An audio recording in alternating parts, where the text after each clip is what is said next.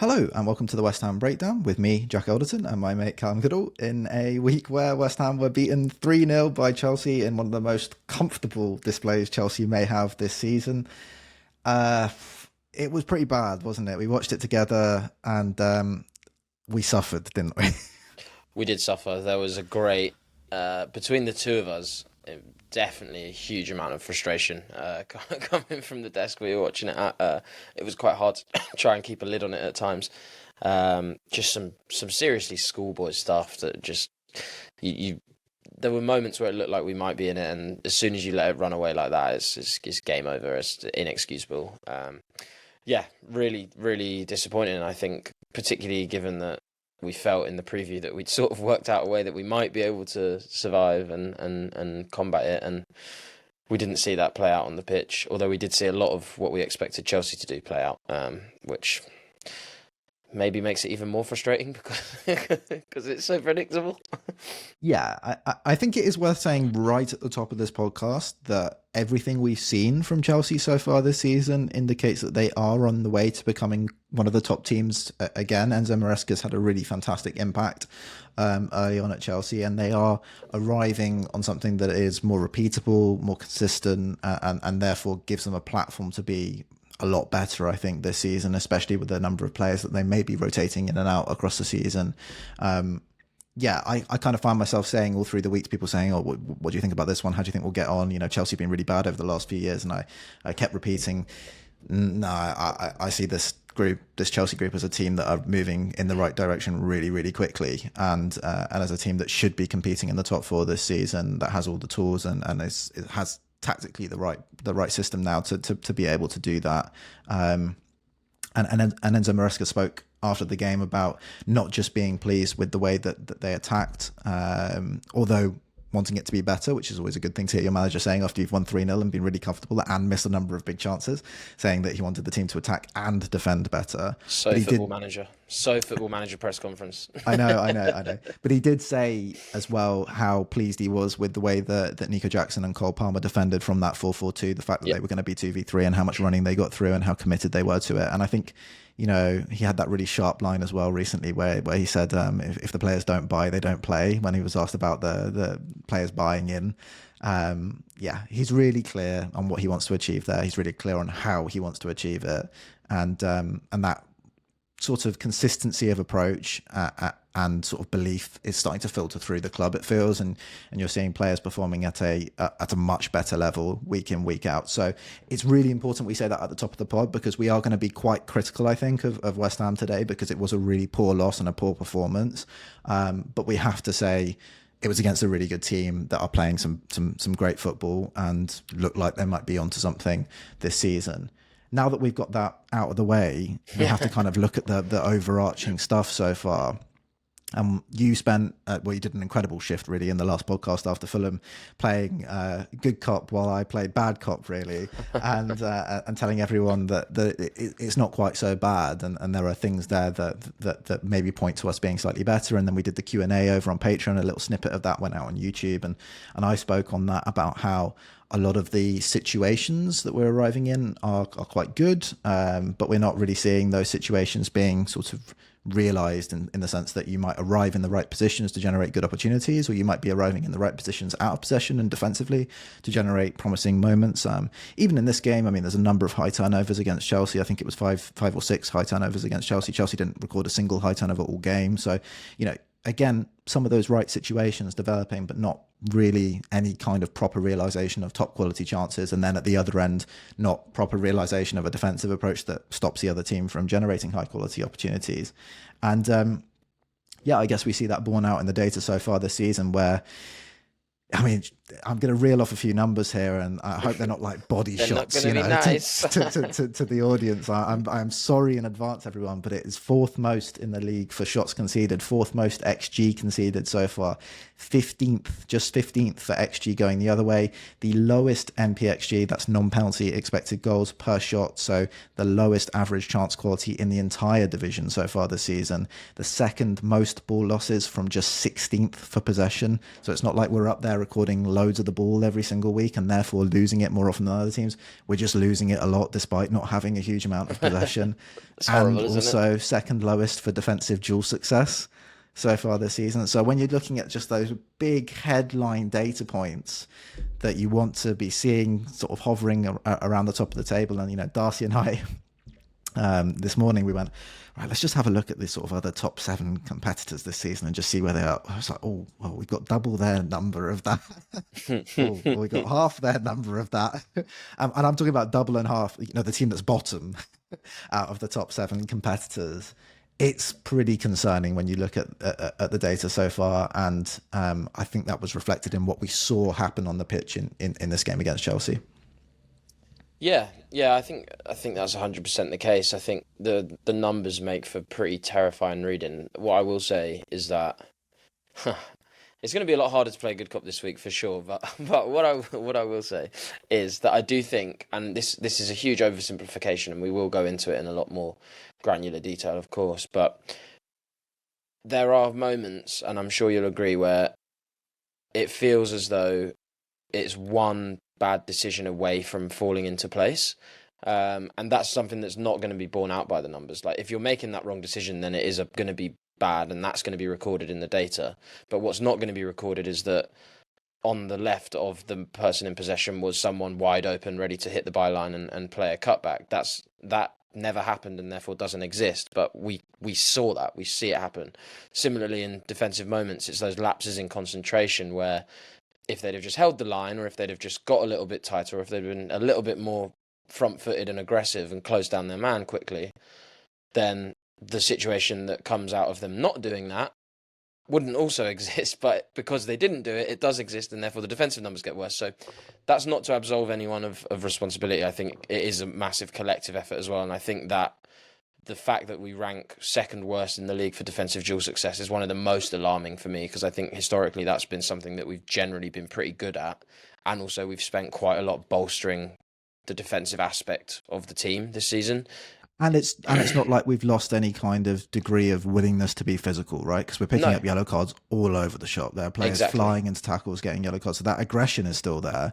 It's just not being used in the right way at the moment.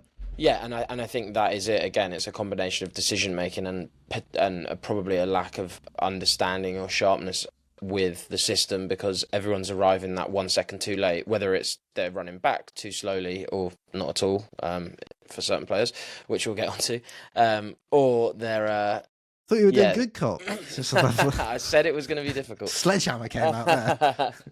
But yeah, they're not tracking back quickly enough, or they're realizing sort of half a second too late, and then the ball's already been released and they're snapping the man rather than snapping the ball. So yeah, I think just issues across the pitch in terms of decision making, which are culminating in a massive underperformance across the board. But like I say, that defensive duel one is really, really problematic, because if you're not winning your duels, you're not going to be winning your games. And other stuff I can forgive a little bit, or at least I can forgive more easily.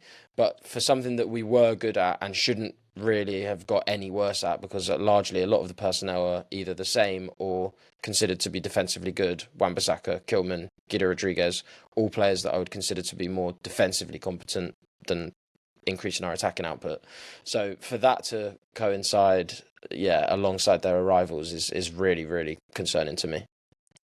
Yeah, I think there's a conversation we could have off the back of this that we would potentially go around the houses all day on, where, you know, one section of people or one section of the fan base or whatever might argue that, okay, well, based on what you've just said, player decision making is the key problem here, and therefore player performance is the key problem here, and maybe the ideas are all right and correct, and actually what we're seeing is the players not performing to a high level.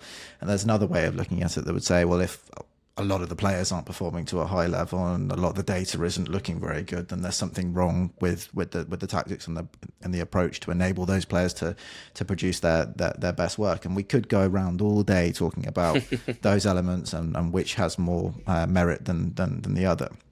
But I think where we have to sort of land, and something that I'm really keen to land on here, because there's this debate about how long, how patient should we be, how long before this turns the corner, how long before we see both elements suddenly come together and work, you know, in harmony really well.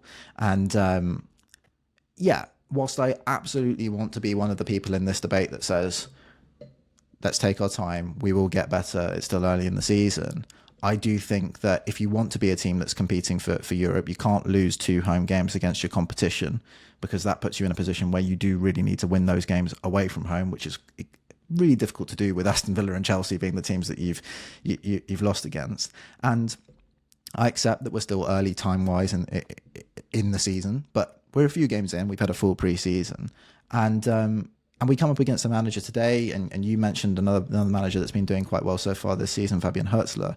There are other managers in the league, Maresca, Hertzler, and other managers that have proved it before, that you can get your sort of imprint on a squad quite quickly and get that squad at least doing what you want them to do to a decent level, with a pretty quick turnaround.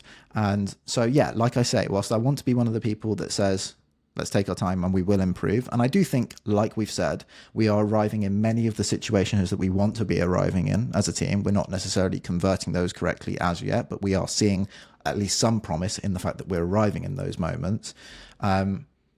Yeah, there can't be an endless road ahead of that. And really, as much as I appreciate the promise of those situations, a lot of what I'm most concerned about is we're not even seeing in those situations players looking for the right option, which is something that I would expect to be seeing at this stage with so much work done on the training ground so far. So I think for me, underpinning all of that, is you at least need to have a clear approach that everyone is signed up to, everyone believes in, and everyone understands. And at the moment, I've seen elements of signed up to, I've seen elements of believe in, but I'm not sure I've really seen understanding yet on the pitch. Yeah, I'd 100% agree with that. And I think as well, like you raised Hertzler there and Maresca as well, I suppose, is there's at least some sort of consistency in style, I think, and I think that's also one of the biggest concerns for me. Even going back to pre-season, I think none of us were massively sure about what we would actually start with on the first day of the season, because we'd seen us trial a back 3, we'd seen us trial a back 4 with a 3 midfield, we'd seen us play a 4-2-3-1 in pre-season, so there was a distinct lack of clarity, really. And I don't really feel that much more confident now that we really know what our best system is either. And there is the other side of that coin is obviously that you want a manager that will be tactically flexible dependent on the opposition. And I think we did see that against Chelsea, because he decided to run out with Alvarez in that back 3, which is something that we thought was the right idea. Okay, the execution was poor, which we'll come on to, and that is good. But also, for a team with the quality of personnel that we possess now, and a manager with as much pedigree as Lopetegui, you should be coming in with your ideology, your tactical philosophy, and saying, 9 games out of 10, we're going to try and play in this way because this is my way, and that's going to come with massive benefits because the players are going to get more accustomed to it, therefore performances should tick up. But what we've seen is consistently rotating midfield or attack, and I just really struggle to see how you can get what Fabian Hertzler's got or what Maresca's managed to get.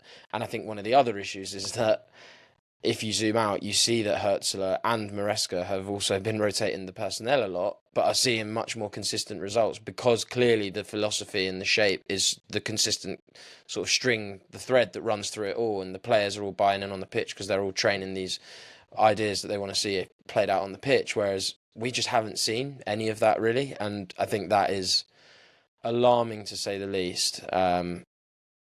Disappointing as well, I would say, given that, as we say, Lopetegui it's not like he's Fabian Hertzler who's in his early 30s. He's someone who by now, at this point in his career, should really have all this stuff boxed off. I think you'd be much more willing to forgive Hertzler, but he's come in and taken to it like a duck to water, really.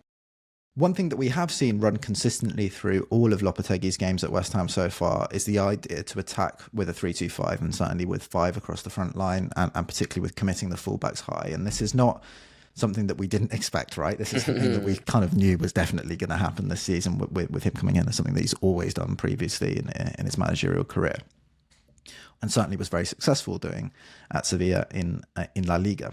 And we played against Chelsea's Maresca, another 3-2-5 side. In this game, we've talked a lot about 3-2-5 already this season. We've mentioned a lot of the benefits of this, but without really addressing what the system is intending to do and how it does it. And maybe this is the best opportunity to take a step back and to just do a bit of a segment on what the hell is a 3-2-5, why would you play one, and what is it designed to do? And I think probably the best place to start with that, and it's something we've spoken a lot about from a defensive perspective and how you deal with it, is final third overloading, right? It's numerical superiority in the final third. You want to have 5 players on the last line when the opposition has 4. And we saw in the Aston Villa game as a really good example of this, Digne committing for Villa, always being the easy option out in build-up. And then again, the realisation of that extra man in the final third with the goal that they score where Mathiasen pulls it back. So Mathiasen gets free in the final third. It's always really difficult to know who do you drop, right? And we've had this conversation on the pod. We've had it on the preview pods. Is it Alvarez? Do you drop Bowen? We've seen different responses to it so far this season from an out of possession perspective. It makes it difficult for other teams when you have a spare player in the attack, and it forces the out of possession system, which a lot of teams now defend from 4-4-2 or 4-1-4-1 or 4-4-1-1, any variation of those 3, which can really be interchanged very easily. But the base is always really with 4 defenders. It forces you to answer a question because there's always going to be that spare man on the last line. So, yeah, I think maybe we can speak about, I'll hand over to you, but maybe we can speak about how we do that at West Ham and where the spare players are. And I think it's pretty obvious. I'm sure you've heard us mentioning it on other bits and bobs. And then what we're seeing in those moments from our creative players in attack. Yeah. I think one of the biggest question marks we had right from the offset of the season was the arrival of Wan-Bissaka and how that would play out, right, in terms of what sort of profile of right back we anticipated us going after, because we knew that the fullbacks would be heavily involved in it. They would be the extra player 9 times out of 10 usually on either flank, and therefore you want someone who comes in with a track record of being effective in the final third. And to be fair to Wan-Bissaka, he has impressed me more than I thought he would have done in that respect, but I still think we have seen the issues at times that we thought we would see with him in terms of, and again, it comes back to that decision making and maybe not spotting the final pass. I will say against Chelsea, I actually thought we engaged him pretty well. We were able to get him involved quite nicely. And he created a couple of our biggest chances in the game, right? I think he from led, being the spare player in space in the final third. Exactly. So he led the team in terms of shot creating actions, I believe, which is what we want to see and something that I probably wouldn't have expected from Wan-Bissaka. I think one of the issues that maybe we do have is that profile-wise, I mean, if you think of the 5 that are there, so what, it's the striker, your 2 wingers who are tucking inside. I mean, an easy way for anyone listening to visualise it is if you split the pitch vertically into 5 channels, basically, and you've got someone occupying each one. So obviously, the central one with the striker, Bowen and Kudus either side of that, and then your wing-backs bombing on towards the byline, and then you've got... on the touchlines, right? Yeah. And that's how you do it. I think one of the issues that we have, with the 5 players we have there, I'm fairly confident with them. I think Bowen and Kudus are great at creating space, but also attacking space when it's been created for them. And I think that's probably the biggest asset you need for those players in those sort of channels either side of the striker, especially if, like West Ham, you have a striker in Antonio, but also Fulcrum, hopefully when he comes in, who's very effective at pinning defenders and creating those pockets of space. You need them to be able to capitalise on it. It was something that Lopetegui had in Lucas Ocampos when he was at Sevilla, and he was posting up really good goal and assist returns. And then obviously you need your fullbacks to be reliable and getting in the box. I think one of the issues we see, and we saw it a lot against Chelsea, is that behind those 5, you've got Paquetá, who kind of wants to get involved as often as he can, quite in advanced areas, and one of Guido or Alvarez, who, as good as they are at parts of their game, their decision-making when we do lose the ball and it's turned over can be questionable with regards to how quickly they step up or what space they cover, which is something that Declan Rice was incredibly good at and still is incredibly good at, the amount of space he can cover, but also the rate at which he can make the right choice every time, and you're not getting turned over as easily because he just is so, well, probably the best in the world at it, really, in those moments. And I think that's it. It's all well and good committing so many players in attack, but what you then need is that solid base. And I think for me, my concerns are not as much around the attack. I think the attack will eventually click with time. I think we've seen enough moments.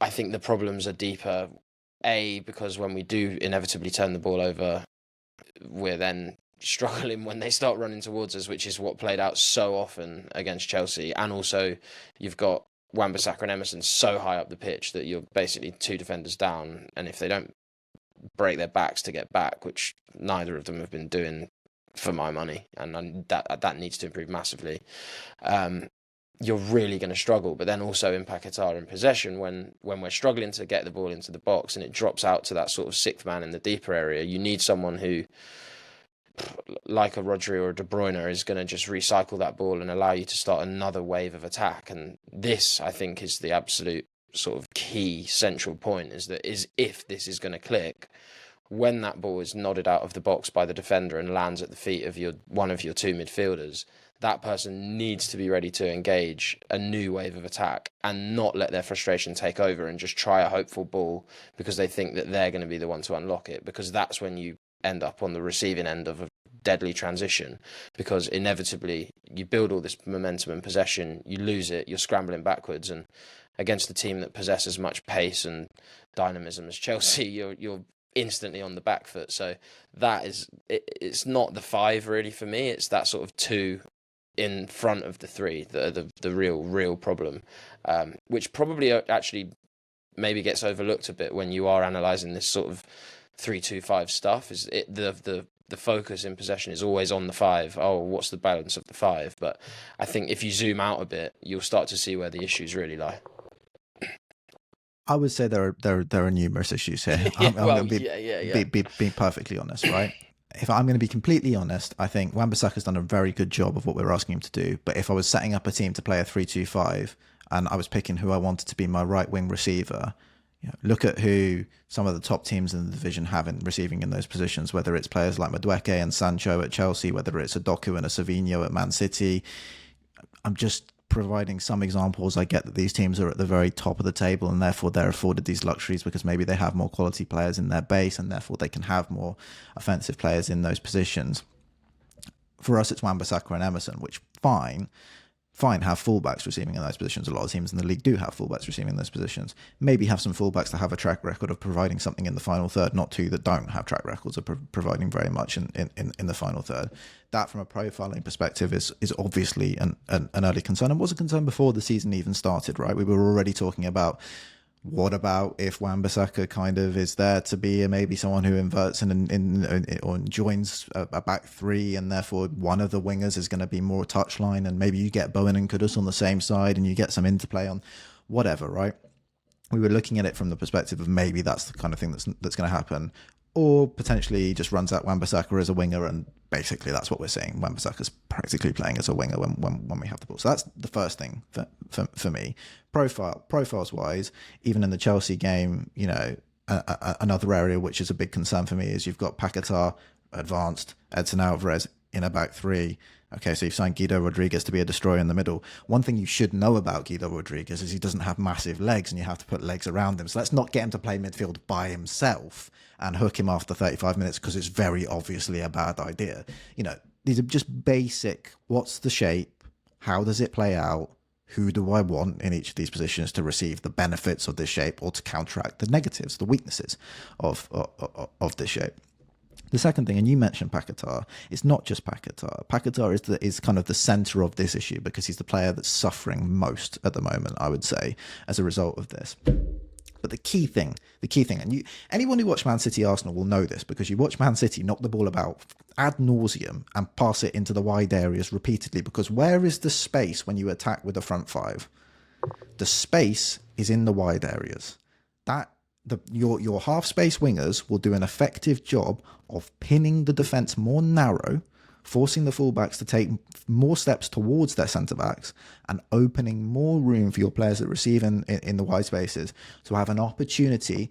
And by the way, crucially, not one they should take every single time, because a lot of the time you need to recycle in these moments if the fullback gets out to you fast enough, but to have an opportunity to get that first touch under no pressure, maybe get a ball into the box, maybe find a creative pass to one of the half-space wingers making a run, maybe find a cut back to one of the two behind that are making a run towards the edge of the box, or maybe dribble the fullback that comes out to them if the fullback arrives at too much speed, or if it's a winger arrives at too much speed. That's where the space is, right?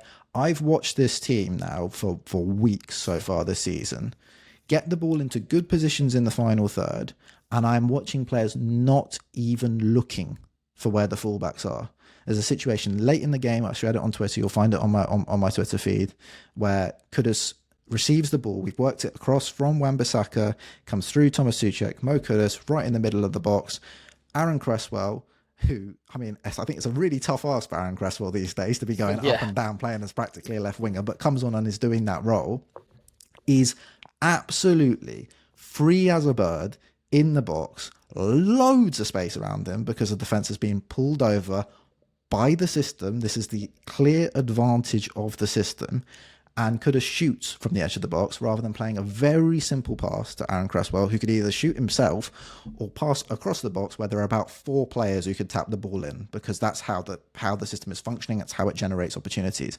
What we don't want to see all the time is what we're seeing all the time. It's players like Lucas Paquetá and other creative players. I mentioned Kudus as well as another one who did it in this game. Bowen did it a couple of times in the Fulham game. It's been everyone in the front line that's been doing this, either shooting from 30 yards, 25, 30 yards, or constantly trying to force direct balls over the top of the defence. It's always got to be a really inch-perfect through ball, dropping it over the top of the central defenders for one of your wingers making a run. So what I'm seeing is creative players looking for their fellow players who are usually in the attack. So Bowen looks for Kudus and Antonio, or Kudus and whoever the other forward is, Kudus and Somerville.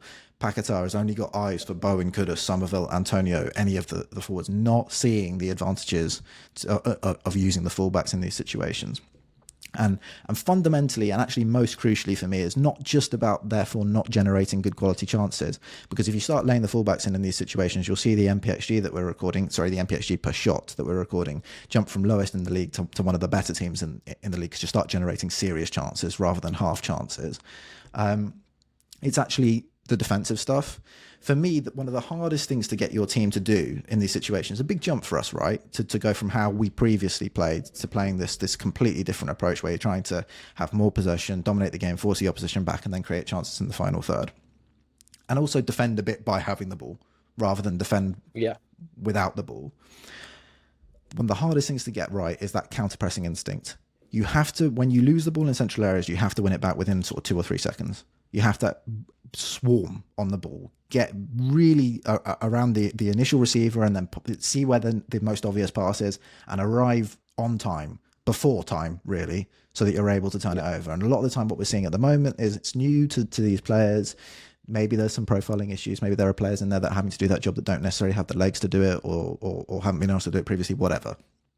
But we're arriving late, as you already mentioned, and therefore it's easy for a player to drop in those transitional moments, bounce the ball back into midfield, spin and go, and now there's huge space in behind. You've got players like, Mavropanos and Kilman having to deal with just horrendous situations repeatedly throughout games that you don't want them to be dealing with. Alvarez was struggling desperately with this in the first half when he was playing as a central centre back, and then later as a right centre back.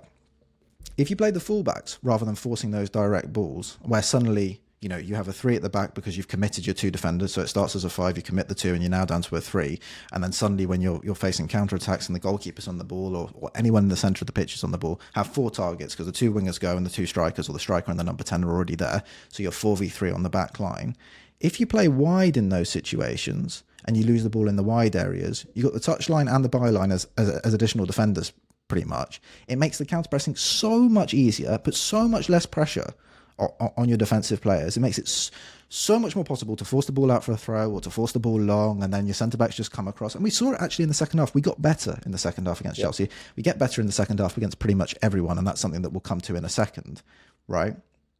But you see it in the second half. Balls start going long now to Jackson, more direct balls over the top, trying to get Jackson into space. And that's when you're starting to see your defenders doing what you would expect them to see. Oh, Kilman's covering across. He's got that. He's going to win the ball. He's going to head it out, or he's going to control it and start to bring us forward again. Mavropanos, disastrous first half. Way, way better in the second half. One of the better performers on the pitch for us in the second half. Why? Because he's defending situations that he should be defending. Because the system is functioning more as it should. Because we start playing wide more often. Actually, Carlos Soler comes on and it starts to see, right, actually what I need to do, start passing the ball to Aaron Cresswell or to Aaron Wan-Bissaka in the wide area. It's so much easier for everyone if I do that. So it's not just, and that's really important, and just to underline this, it is not just about generating opportunities. It's about putting so much less pressure on your central defenders and on your central midfielders to defend really dangerous moments in transition, and making it a lot easier for your team to recover. Even if you don't lose the ball wide and you cross it in and the defender heads it up in the air, in the time that it takes the ball to drop, that is allowing your right back who's playing right winger, it's allowing him 2-3 seconds to start to run back and be closer to being in position by the time a turnover potentially happens, right? So for both reasons, that's something that we need to see happen, not in a few weeks' time, that it needs to happen next game. 100%. So I mentioned there about how we've improved in the second half pretty much every game we've played under Lopetegui so far. And I was watching the game back earlier with Darcy preparing for the podcast. And as we watched the game back, I was saying, oh, look at all the out of possession keeps changing. He's hooked Guido Rodriguez. We've gone to a different shape. We're going to a different system now. Second half starts playing a different shape again. Late in the second half, it's more of a 2-3-5 than a 3-2-5. There's all these changes happening all the time. And Lopetegui said, after the game, he said, we prepared really intensely for this game and we expected to be able to compete at a much higher level. Was really disappointed by the level that we were at. This was similar to Aston Villa, really, in many ways, where there was a lot of time to prepare, prepared a specific defensive approach for the game, and then that has to be changed really early. You see the same thing against Fulham, you see the same thing against Man City. Second half completely changes. We've seen it all season long, preparing to do things one way and then changing things in the second half. And one of the things that I think that becomes really, really clear when you start to talk about that is that, especially with the context that we just spoke about, without that basic understanding of what you want to do in the first place, I think it's great, by the way, that we're trying to add all of these different elements to work out how to defend against different teams. Do I think it's been done right in a lot of the games so far? No, I don't think it's been done right in a lot of the games so far. I think you could have done things differently. I think some of the ideas that were there to approach the game against Chelsea were absolutely correct. Just executed it in absolutely terrible fashion, right? So, you go with 5 to match up the 5 that they're going to attack with, but you have to jump when they start to play the ball into Palmer or Enzo or Jackson. You can't sit passive as a backline in those situations. And then you can't react straight after sitting too passive in the first 10-15 minutes and start jumping everywhere all over the shop. Right centre back jumps, central centre backs jumping as well now. Oh, it's just Kilman. We only have one centre back. You can't do that. But I appreciate that there's a huge amount of effort and planning going into how can we best defend against each of these teams and find a way to get that extra little bit of advantage every single week. But one thing I mentioned to Darcy earlier today is it's almost like icing the cake without having made the cake first.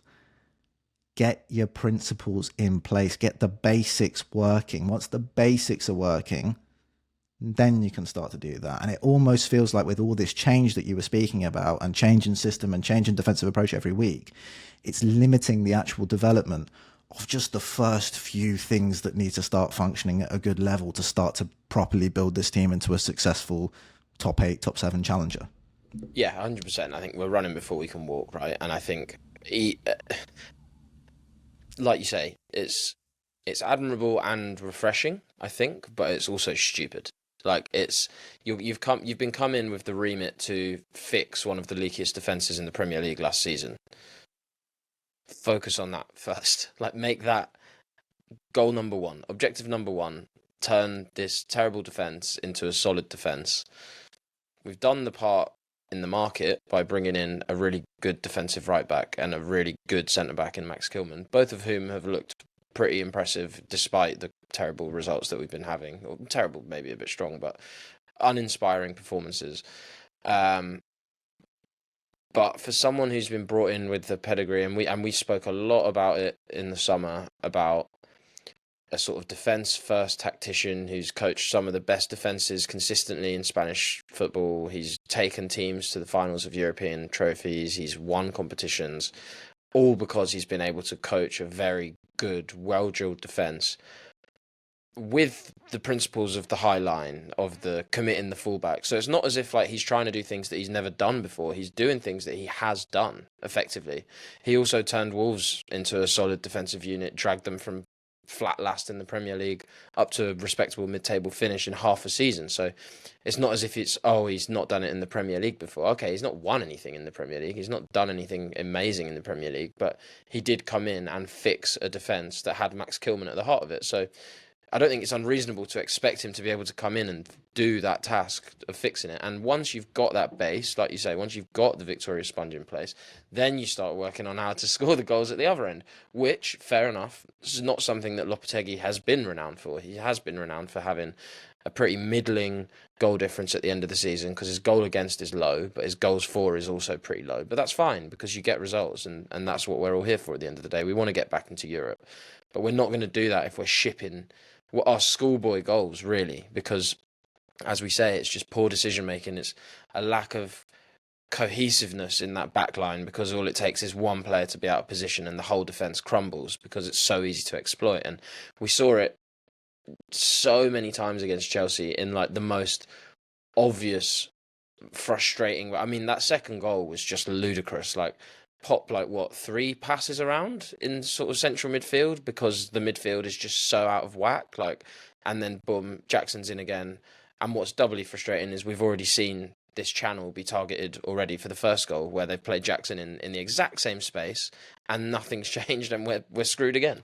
And a huge chance in between the two where he got down the left again and squared it for Palmer, who should have made it 2-0 even before it was 2-0. So, I mean, there were so many big chances for Chelsea in that first half. And then again in the second half, really, but it was a little bit better in the second half than it had been in the first half. I would challenge one thing you mentioned, which is sort of about get the team defending and then start to score goals and worry about how the team scores goals. More from my perspective, it's not get the team defending first.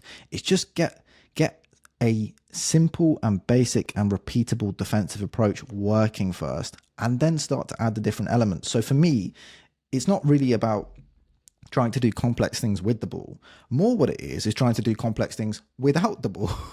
Because I think we saw in that first half against Chelsea, you saw players that didn't know what they were doing. You know, Bowen dropping onto Caicedo or dropping onto Cucurella, most often Caicedo really, and then Paquetá is supposed to pick up Cucurella, who's inverting from left back, right? But then you've also got Aaron Wan-Bissaka, that's, you know, if Enzo Fernandez is, and this is something that Chelsea did really, really well. We watched West Ham struggle a lot with, last season we talked all the time about box midfields, right? It's the same thing. It's a 3-2-2, right? And what Chelsea do super, super well is that Palmer and Enzo Fernandez don't sit exactly ahead on the same vertical lines as the two players in the double pivot, which effectively become Cucurella and Caicedo. They split super wide and come really deep. It's not always at the same time, so it becomes really difficult. So you have Enzo Fernandez almost dropping out into like the left back space, and it becomes really difficult to mark because the player that's probably going to have to go with them is Mavropanos, but you're going to be pulling a centre back way out into almost like a right wing position. But we see in those situations, when Mavropanos passes him off to Wan-Bissaka, and then you've got Wan-Bissaka following Enzo Fernandez, but he tries to stay with him, and Fernandez goes back into the number 10 position, and Wan-Bissaka's ending up in sort of central midfield. Mavropanos ends up playing right back to cover the space that Wan-Bissaka... You've got players moving all over the gaff. And Bowen, similarly, you know, as I started with him, dropping off to play to help protect against the double pivot, but then he knows the principles are to try and press more aggressively now at West Ham. We want to try and press, we want to try and force high turnovers. So he jumps in those situations. Classic, normal thing to do, right? Normal, basic trigger, the ball goes backwards, Bowen goes as well. So the ball goes back into the centre-backs and Bowen thinks, right, this is my opportunity to go and chase, try and force it back to the goalkeeper, try and force the ball long. Do we have any of the numbers to be able to do that? No, we don't, because we're playing a back five. You don't have any of the numbers to do this in this situation. You're completely outmatched. You're just going to get passed around. And that's what you see happening all game long. And that's what I'm trying to get at, which is not, like I say, we're trying to do too many complex things with the ball. It's that you've got players trying to instigate or bring about the principles that are there that are probably being communicated to them on the training pitch. Right, let's try and get after teams, let's try and press more aggressively, let's be more active, let's work harder without the ball. So players are running, players are closing things down, but because of the shape and the way in which we're defending and who's meant to go with who and who's man and what shapes are we going to end up in from a defensive and how we defend against goal kicks, opposition goal kicks, which by the way have been completely different every single week, like miles apart every single week. Because it's all so different, you just end up with what looks like a complete confused mess on the pitch. And that's what we saw for 25, 30 minutes. And then suddenly second half, Souček comes on, we go, wow, let's just whack out a simple 4-3-3, boys. We're going to play reels and go back to basics. Yeah, counter press where we can. Let's not go crazy with the pressing. Let's not be jumping to the centre backs a little bit too much. Let's not be jumping all the way out to the goalkeeper. Just going to defend as we simply would. Oh, suddenly it's a lot better. It's not perfect, but it's a lot better. It's a lot more repeatable. It's a lot easier to execute for the players on the pitch. You got Thomas Souček. He's not our best number 6. He's miles away from being our best number 6. But guess who does a much better job in this game of being a number 6 than Guido Rodriguez and Edson Alvarez? It's Thomas Souček. Is that because Thomas Souček is better? No, as I just said, he's not. It's because the conditions he was operating within were themselves much simpler. It made his job easier. So this is the kind of thing I'm talking about. Let's just get the easy stuff going. Let's get these players doing the simple stuff week in, week out, getting that muscle memory going, getting that confidence going.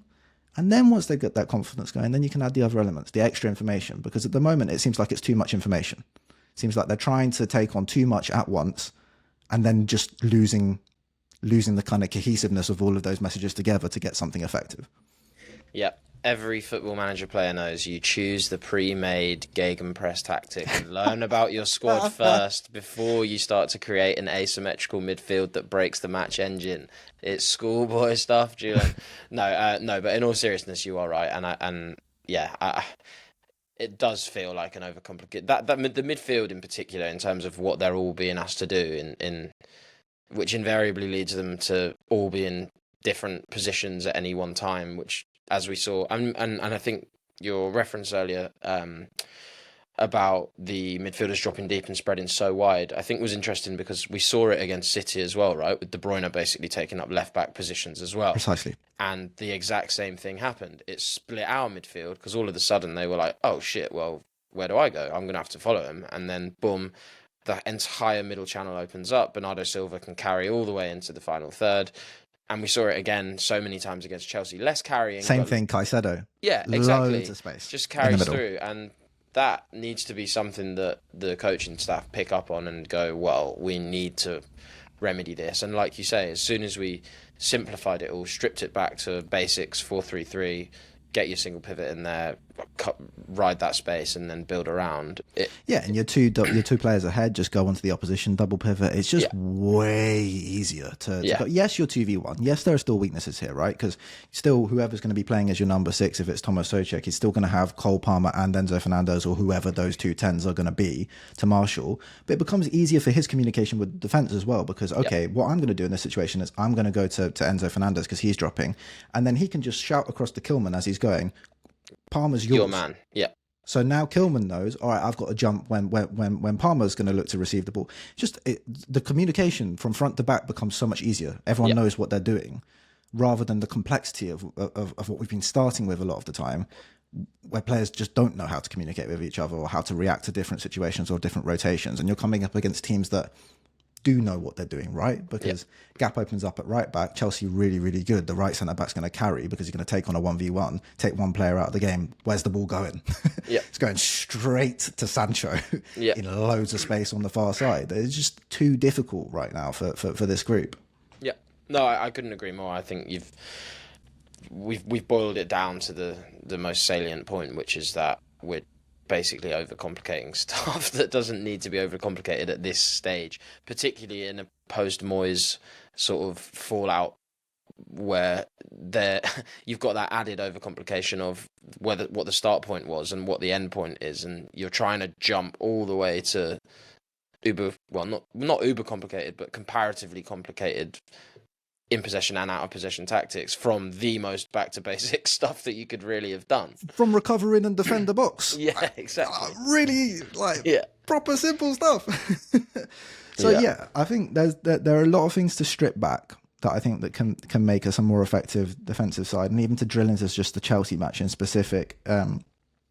Again, we see how many different looking midfields. So it started with Edson Alvarez as a central centre back, with Guido Rodriguez and Paquetá playing in midfield alone at the very beginning of the match. Then we see Edson Alvarez playing right centre back, Mavropanos central centre back, Rodriguez and Paquetá still in midfield by themselves. Then we see Rodriguez off and Souček comes on. And then we've got Alvarez still playing right centre back, and Souček and Paquetá in midfield alone. And then I'm not sure what the next change is, but I think you've got Paquetá. Alvarez is the first one to go. Yeah. And Alvarez comes off, and Soler comes on. I think is the first change. So then you've got Soler and Paquetá playing as 8s with Souček as a number 6. And then Paquetá goes off and Andy Irving comes on. And then you've got Irving and Souček deeper with Soler as a 10. These players have been asked to do about 6 different positions each in one game with a bunch of different players that they've probably not played with that many times before. A lot of them haven't played with each other many times before. Just what's going on? Just stick to one thing. Yep. And make it easier for them, because they're getting way overloaded by having to do all these different jobs all at once. So yeah, if we were to land on kind of a summary, can we just whack out a 4-3-3 next week and see how it goes? Yeah, I'm down. I'm so down. Back to basics, please, Julian. Yeah, there we go. And by the way, let's go back to one of the big positives here. The situations are there. In the final third, you're one pass away half the time. This is 4, 5, 6 times a game. You just find the fullback and you'll score a goal. Yep. So, back to the training pitch. Strip back some of the complicated out of possession stuff. Focus on heads up in the final third. Start to look for the simpler passes. Keep that counter pressing going, and it will get better. When the ball turns over, think about 2 seconds in your head. Can I get there? Can I make an impact? If it's not a one tackle, make sure I foul someone, and particularly say that to Mavropanos a few times, because he did the exact same thing as he did against Man City here, where he's gone past the striker to try and press something else. He's not fouled either of the players, and then the ball's on straight into the space behind him, and it's 3-0 and the game's gone. So for the third goal in both games, the exact same goal caused by the same centre-back making the same mistake. So yeah, just get that simple stuff going. And the same stuff in possession. I still want to see those fullbacks going high. I still think that there are real good opportunities there for us. I still worry about how they might be able to convert on those situations, but let's keep it going. And we might start to see something coherent coming together. And then after that, build in your out of possession layers. Start to do things a little bit more in a bit more of a complicated fashion. Start to adjust things every week, because you see ways you might be able to get more advantages against other teams. Again, I would stress, it's good to have that complication. It's good to change things each week, because you think you need to do things slightly differently to be able to deal with the threats that different teams bring. Just get your baseline in place in the first place. Also, someone work on the corners, please. Yeah, please, someone work on the corners. The drop off has been so whack. It's wild. It's wild. Just slinging the ball into the box and hoping for the best. Let's start to get some runs going in the box, like some simple stuff. Run to the front post, drag someone out, get a second runner in behind, attack the near post. Just get a very basic corner routine going that the players can do, so that every corner doesn't become a terrible counter-attack waiting to happen. Cool. I've had a bit of a rant this week, Cal. Well, I mean, we were always going to, weren't we? I think we've actually done a good job of not just shitting on all the players for 50 minutes. I would like to think we've managed to keep it relatively in check and provide some hopefully salient remedies, rather than just talk about how poor it was. Yeah. So, look, this week we've got preview podcast. We'll be talking about the Liverpool game. Player ratings will be up around the time that this goes out. There's a couple of surprises in there as well, which I hope you enjoy. So please do come across to patreon.com/analyticsunited. First 7 days free. We'd absolutely love to see you there. We're going through everything with the kind of finest comb we possibly can right now to work out every little thing that's going well and every little thing that's going wrong. So if you want to get into that, all that detail, head over to the Patreon. You'll find us and all the work we're doing over there. And thank you for tuning in. Thank you, Cal. And we'll see you next week.